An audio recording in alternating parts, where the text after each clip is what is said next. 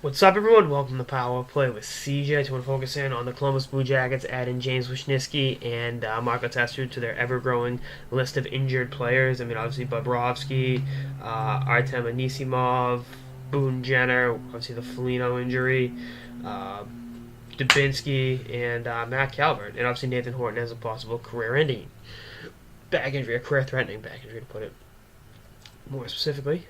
That's you know that's just the way it is. It's like Jesus. It's this team can't catch a break. I mean, they were the trendy team to compete in the Metropolitan Division. A lot of young talent, a lot of talent's already there. Expected to take some steps forward, and then this year it's just kind of off. It's fallen through for them, and it's through no fault of the team. I mean, the players are great. They buy into Coach Richard's system. They got a great nucleus of players, and the guys again buy into the system, but it's tough to come back from this. You're going to get in an early season hole. I mean, there's a lot of guys who need a baptism by fire. Seeing more ice time than they probably would see otherwise. But it's tough. It's not an easy road. Obviously we've seen this team come through adversity before, but they're on a 3-game losing streak right now, with losses in Anaheim and Los Angeles, and obviously with Ottawa was a Tuesday night. This team just doesn't. It's I don't know if they have the firepower to get out of the hole they're in, and that's just they got Toronto coming up at home. Toronto's a desperate team.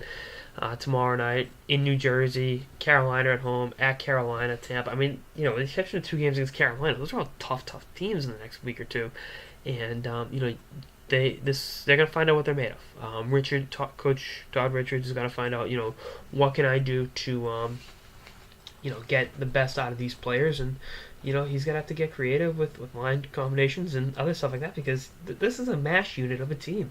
And again, I liked what I saw from them last year, and I liked what I saw from them even going into the year before that. With I thought they finished 2013 strong in the lockout shortened season. And last year, they made the playoffs, and I thought they had a healthy Nathan Horton, they would have beaten Pittsburgh. And I don't think I'm alone in that thought, and I don't think it's a reach to say that either. It's just like dumb luck, or lack thereof, I should say.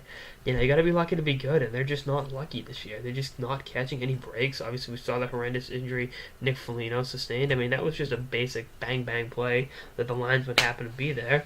And, Foligno's having an awesome year, averaging better than a point a game, And it's like, who's going to step up next?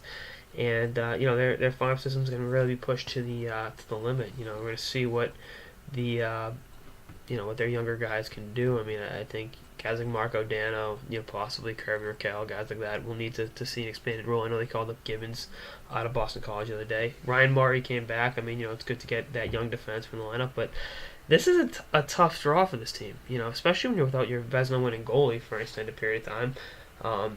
Scotty Hartnell's looked good, on that team, but there's still work to be done, and I hope for the sake of the Jackets they can figure it out, because this is a tough situation to bounce back out of, and it's early in the season, but again the injuries keep piling up. What are your options are kind of limited in that circumstance, so we'll see what happens.